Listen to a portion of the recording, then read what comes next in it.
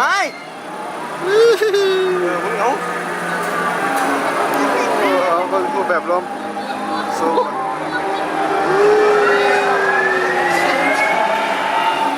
มันก็จะลากมา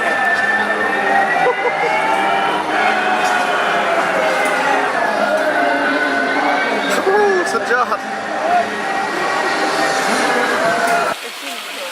สบายดีวันนี้ครับมาเที่ยวส่วนสนุกที่เชียงพุ่งเงินมาเก้าอ่ะประเทศจีนเนาะเดี๋ยวผมจะกลับผมอ้อมเดี๋ยวข้างในจะพาไปเบิ่งข้างในเด้ออย่าลืมกดเด้ออย่าลืมติดตามไปน้ำไปโอ้ทางเข้ายิ่งใหญ่อลังการประสิงโอ้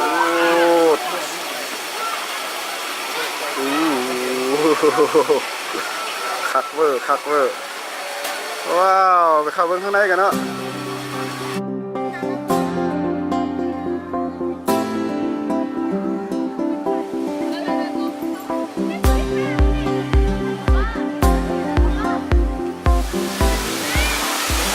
งานสร้างงานสร้างโอ้งานสร้างเลยงานสร้างนะงานสร้าง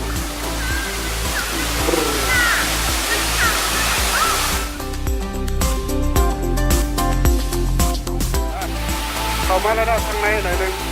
ข้างหลังรักการน้ำสร้างเดี๋ยวน้ำไหลคนไปรอบๆเดี๋ยวไปต่อเลยเนาะ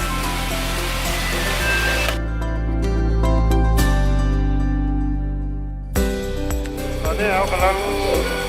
จะเข้าไปที่ห้างอาหารเนาะข้างหลังเนาะแล้วเข้าไปเลยเนาะชอบกินอาหารสวยข้างในเข้ามาเลยสายใหม่เลย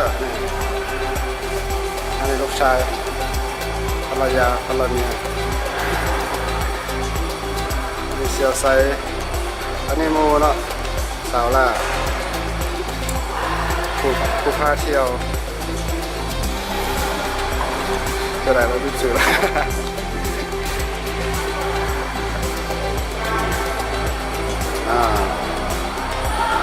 มีเซียวไซกับภรรยากัน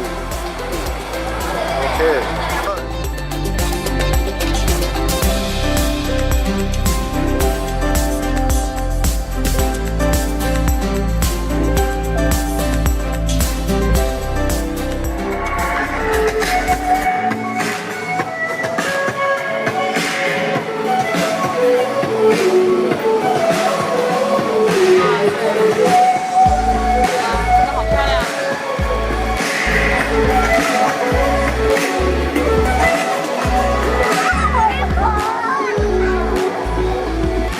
หมายมึงจะไปนักข่าวอ่ะ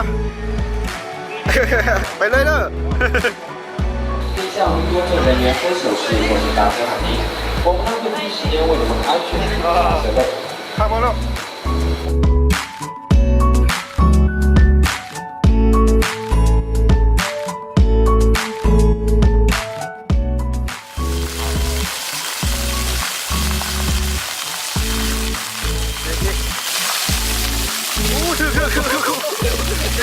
เปียก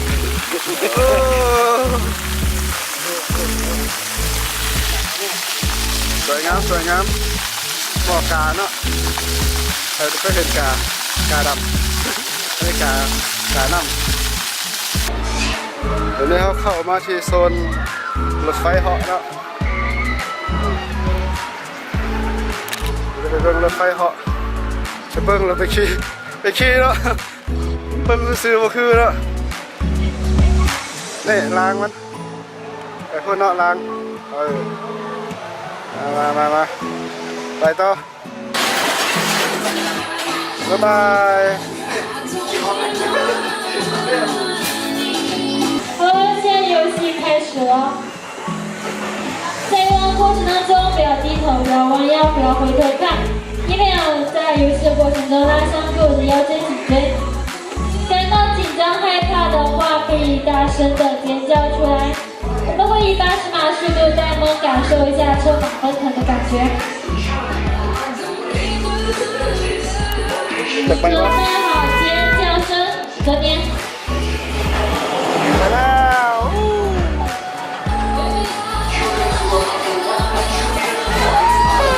เฮ้ยมาแล้ว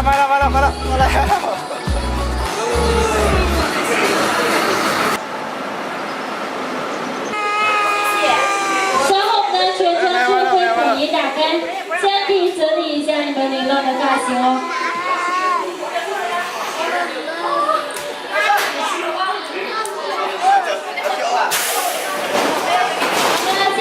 从左手。 นี่เครื่องเล่นชิ้นต่อไปเห็นว่าฝ่ายมันทั้งเพื่อน 来，学生物品眼镜、包包、手机、挎包都放一下。 เดี๋ยวจะไปขึ้นเครื่องนี่กันเนาะก่อนจะขึ้นเขาถ่ายคนอื่นขึ้นก่อน 检查 ก่อ 到 นจะขึ้นเนาะโมมีโอกาสได้ถ่ายตัวเองเขาพาเอากล้องไปเนาะจะต้องได้ถ่ายคนอื่นขี่แล้วบนความตื่นเต้นของเขากับพอแล้วเนาะนี่เซียวไม้ไปท่าบนเวทีไกล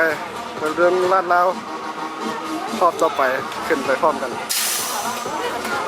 来了。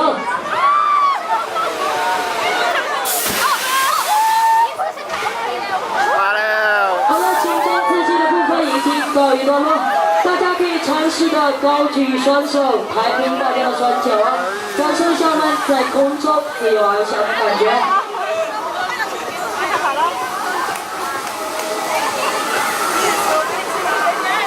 โอ้มีโยนมาครับมีโยนมาครับลำหนึ่ง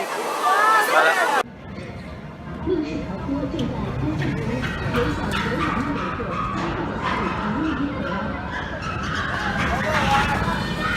เพิ่นเสียวเฮ็ด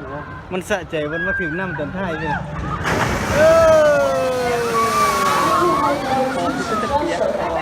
เฮ้ยคัก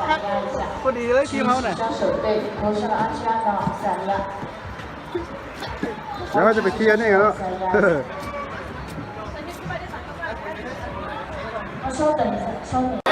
ย แต่อันนั้นมันรอบเดียว คักอยู่บ่ โอ้แต่จิค่าแค่หายเป็นบาท กูเห็นมึงประมืนตาอยู่ กูนี่มือโน้ เออไปเครื่องเล่นต่อไป เครื่องเล่นนี่เนาะเชียร์ไม้เป็นพระเอกเด้อ 做好以后，你们的腰间那里有一根安全系 ไป 的 เชียร์ไม้ไปเล่นในเบิ้งไม้นี่ขาวซูมเข้าไปผู้สาวขาวมากับแฟนขาวน่ารักขาวว่าสาวแฟนไผ่เนาะ 你们腰间那里有一根安全系带，给它系一下。 เอาจูบเอา 系好了以后，其他的你们不用管，双 ตัว 手 รอดเด้อสู่สองคนน่ะจูบโซ่เข้ากล้องกูแล้วตอนนี้เบาแล้วเนาะเซียวเอาครูเบาสาวครูนี่เนาะครูแฟนครูนี่เนาะไปฮอดใส่พาเบิ่งอาการตอนลงเนาะจีสนุกสนานหรือว่าจีหน้าแห้งลงไปนานไปเท่าไหร่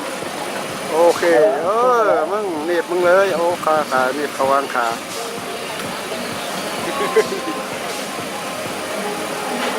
ห้องอ้ากกูเดี๋ยว 如果有的是当中你害怕的话，可以看我今天开始了，千万不要憋着，越害怕。 อ้าวไม่ มึงเอา เอาพูดแบบลมสู้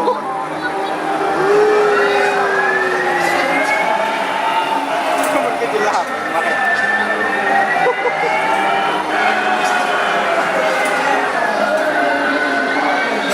สุดยอด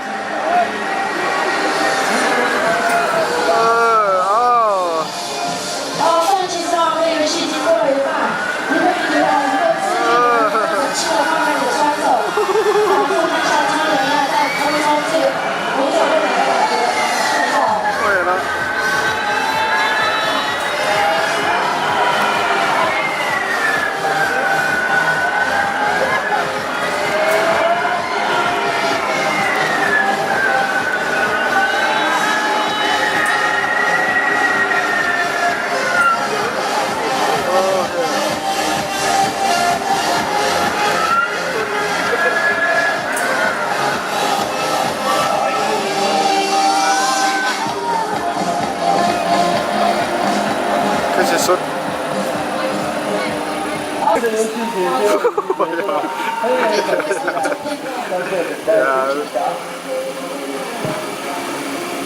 น่าชื่นมากเลยไม่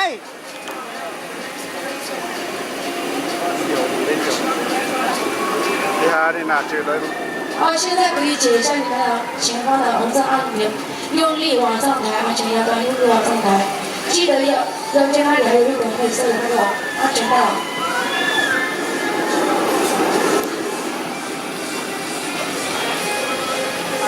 เครื่องเล่นเส้นต่อไปแล้วนั่นอันนั้นแหละเครื่องเล่นเส้นต่อไปเตรียมตัวอันนั้นลงมาทุกคนเด้อเสียวเฮ้ย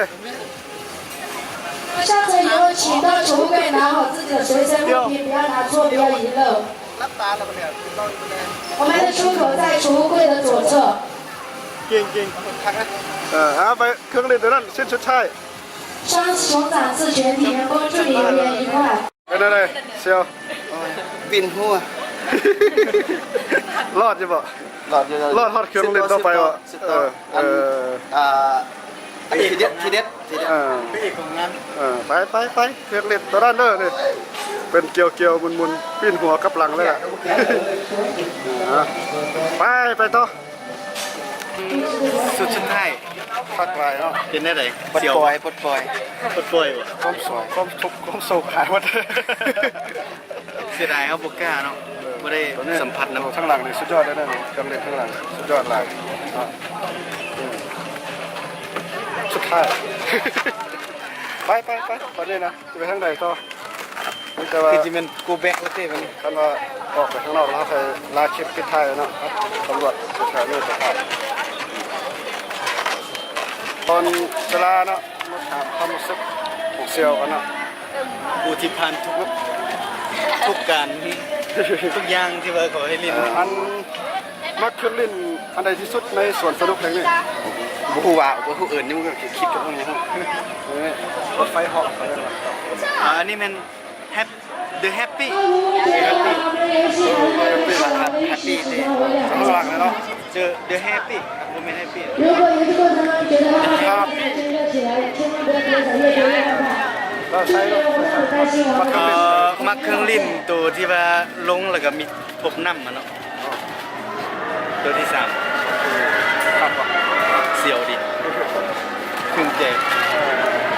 มักทุกอย่างเพราะมันเสียวทุกอย่างเสียวความเสียว ข้างหลังก็ยังเล่นเนาะสำหรับคลิปนี้เขาก็จบกันเพียงเท่านี้เนาะเราพบกันใหม่ในคลิปหน้าเนาะบ๊ายบายสบายดีพบกันใหม่เด้อคลิปหน้าอย่าลืมกดไลค์กดแชร์ไปเลยอย่าลืมกดติดตามซับสไครต์นะบ๊ายบาย